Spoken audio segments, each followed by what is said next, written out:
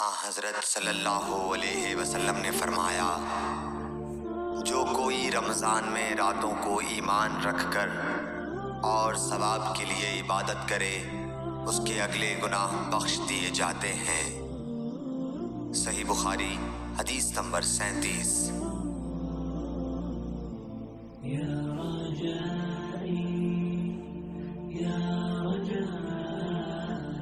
حضرت صلی اللہ علیہ وسلم نے فرمایا، جس نے رمضان کے روزے ایمان اور خالص نیت کے ساتھ رکھے اس کے پچھلے گناہ بخش دیے گئے۔ صحیح بخاری حدیث نمبر 38۔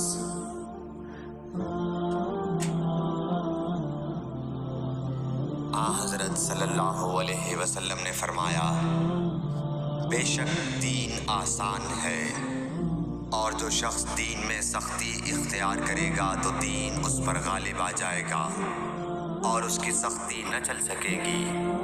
بس اس لیے اپنے عمل میں پختگی اختیار کرو اور جہاں تک ممکن ہو میانہ روی برتو، اور خوش ہو جاؤ کہ اس طرز عمل سے تم کو دارین کے فوائد حاصل ہوں گے، اور صبح اور دوپہر اور شام اور کسی قدر رات میں عبادت سے مدد حاصل کرو۔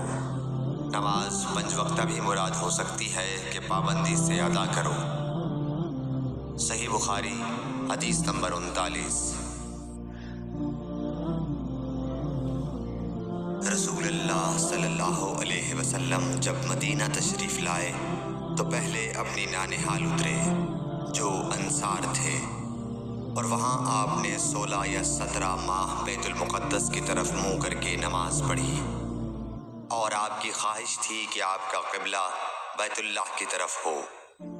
جب بیت اللہ کی طرف نماز پڑھنے کا حکم ہو گیا تو سب سے پہلی نماز جو آپ نے بیت اللہ کی طرف پڑھی عصر کی نماز تھی۔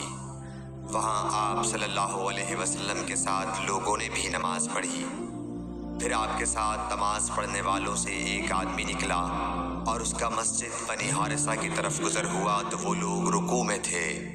وہ بولا کہ میں اللہ کی گواہی دیتا ہوں کہ میں نے رسول اللہ صلی اللہ علیہ وسلم کے ساتھ مکے کی طرف منہ کر کے نماز پڑھی ہے۔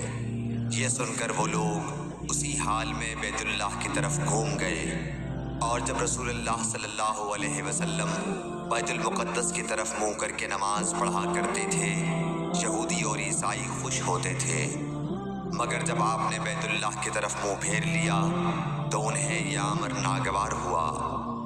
زہیر ایک راوی کہتے ہیں کہ ہم سے ابو اسحاق نے برا سے یہ حدیث بھی نقل کی ہے کہ قبلہ کی تبدیلی سے پہلے کچھ مسلمان انتقال کر چکے تھے، تو ہمیں یہ معلوم نہ ہو سکا کہ ان کی نمازوں کے بارے میں کیا کہیں۔ تب اللہ نے یہ آیت نازل کی، وَمَا كَانَ اللَّهُ لِيُضِيعَ إِيمَانَكُمْ، سورہ بقرہ آیت نمبر 143۔ صحیح بخاری حدیث نمبر 40۔